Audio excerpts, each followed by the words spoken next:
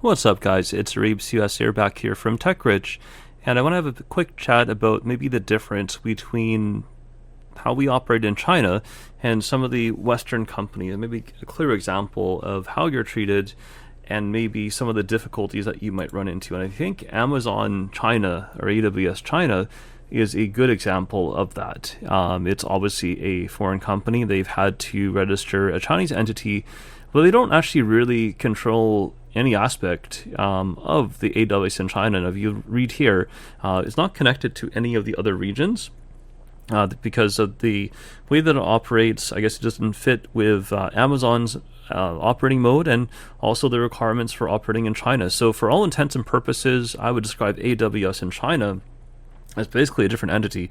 And in fact, if you look here, there's actually not them providing any of the services, so they don't really have control over the servers. They're using a company called Synnet in Beijing. So they're using their data center services, which is not necessarily a bad thing, but they seem to have very, very little control or access to the setup there and to the hardware, contrary to, say, how they would operate in most other markets. So that's, in general, something you don't want to see. And so that's where I say TechRich is different, and our access is a lot different in China in how we operate. We have access to the fiber that we need. We have access to multiple data centers. We can actually go in there and install the servers and touch our own servers at any time. So we're not restricted for access. But I think one of the most challenging things, this is a new one for me now, to even try opening up an AWS China account. If you read here, before they even talk to you, basically, you need, number one, a scanned copy of a Chinese business license. So if you don't have a Chinese business, you can forget that part of it, at least with Amazon. Assuming you have that, then they want you to have an email address with the corporate domain name. And the final one is that you need a local Chinese person to provide their copy of ID, email, and phone number. So not just enough to have a business in China, you actually need a local contact. I mean, presumably if you have a business there, you will have someone, at least someone or a number of people who could do this. But I think what you will find, though, is that not just anybody in China is going to want to allow you to use, even your staff necessarily, to use your ID, email, and phone number, because that person then becomes technically, legally responsible and liable for anything that happens in your AWS China account. That means that if you misuse it, or someone in your organization, or they onboard a client that they don't have control over, someone does something wrong or illegal, then this person, local contact person, could be in trouble if something goes on with the account. So I think you will find that not just anybody is going to be willing to do that. Even your own staff may refuse, understandably. So please don't fire your staff if they hesitate to do this. This is not just the same as, say, hey, please get us a cloud account or a WordPress.com account. There are specific liabilities that come of it because of AWS China. Now, once that's done, though, they said you can create additional accounts through that initial registration. But again, any sub-accounts still need the same thing. They need the Chinese business license. And really, though, to make anything really work with AWS, of course, you probably need an ICP license. And you can, of course, see here, not all this stuff is non-standard, but they're saying that you need to verify your name. You have to verify that you're going to be complying with Chinese law. So that's fairly standard. I will compare it to kind of some of the KYC that TechRich does, which I think is a lot more simplified. One, we don't require you to have a Chinese business license. There's no requirement for us to make sure that our sub-clients have that. So that's not necessary. And actually, interesting enough, for the most part, if you go to a website and order a server in the US, there's not really much difference than ordering a server with us in China. Aside from that, we will ask you probably a few things. We'll ask you to verify what are you using it for. Basically, we just want to know that you're aware of the law in China. You're not going to use it to break the law. Things relating to adult content, things relating to gambling, things relating to anti-China content, things relating to terrorism, and this sort of thing, just to keep it brief. And then we'd ask you to confirm what are you using it for. So usually, anyone hacking or doing something illegal is going to stop at that point. But we'll want to know what ports and protocols are running, and that's really just more so to make sure the client knows what they can or cannot do. So for example, this is not just us, this is the law in China. One thing that does not work right off the bat is port 80 and 443. So you cannot just host web content. To do that, you need an ICP license. There is a process to do that. Generally, though, again, if you're not a Chinese company, you will not be able to easily do that. You'll need at least probably a Chinese partner to make all that happen. So that is something you have to keep in mind. So the main reason that people sign up for our service, or in general, they're trying to use a server in China, a lot of time they're doing business there, they're doing market research. I think one of the most common things is that, we have companies that want to do market research. They want to see, for example, how products on Taobao look from the China side. So that's completely legal, no license required for that. Other things that are completely legal, if you're storing files, if you need a database server, to have internal company services running, there is no ICP license required for any of that stuff.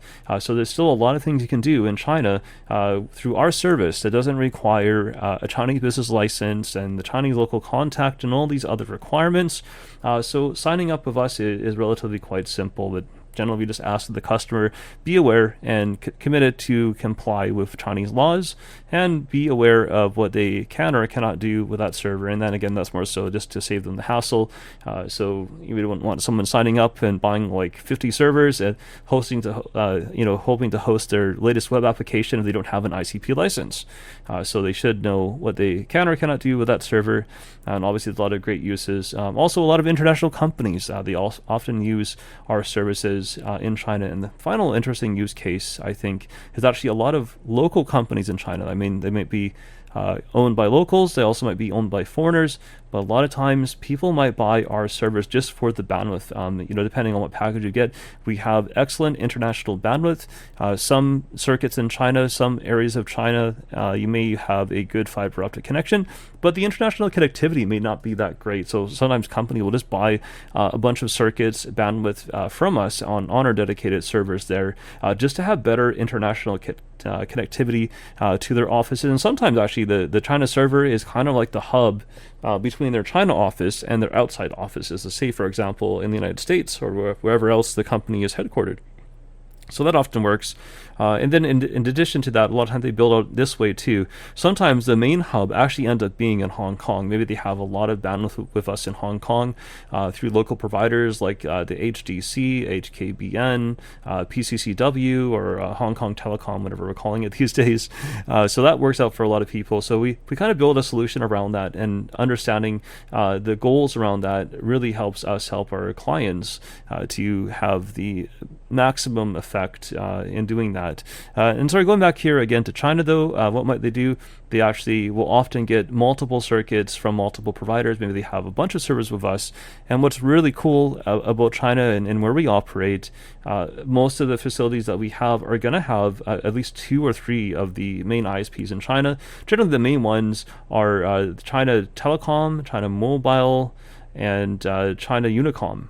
And so sometimes we can actually get all 3 of those bandwidth providers in the same data center. So you may have several servers on mixing around of all 3. Why is it important? Well, in China, the routing is not always optimal. So for example, if a company maybe has a lot of users coming from China Unicom on the cell phone from around the country, well, that's going to give you optimal access from those users. Maybe a lot of people are using China Telecom or China Mobile. And so, having all those circuits is going to guarantee optimal reachability, lowest ping in China that you can get. And the other reason as well is that the international routing is actually completely different on all 3 of the providers. I guess what we always say to our clients, if you're only going to have one, China Telecom, in my opinion, overall is almost always going to give you the lowest ping and highest throughput.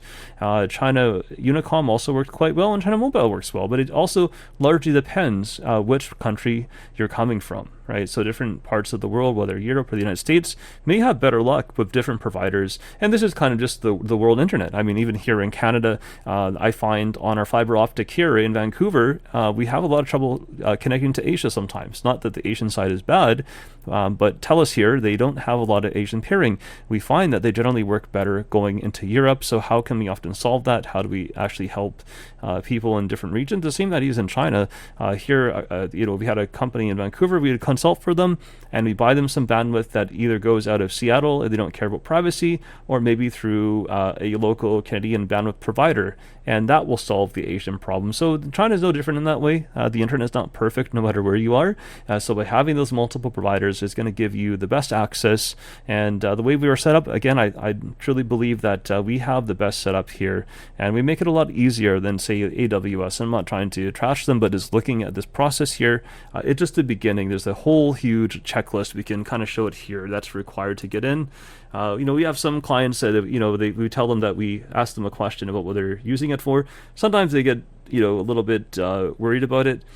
But again, it's just for compliance on our end, and also to educate them that you can't be running certain services on there that are going to be blocked.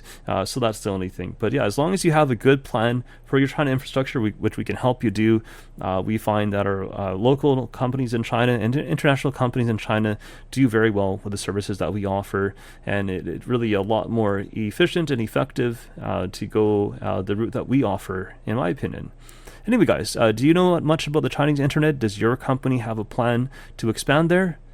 Either way, I'm looking for your thoughts, guys. Thanks for watching. Please like, share, and subscribe, and I will talk to you guys next time.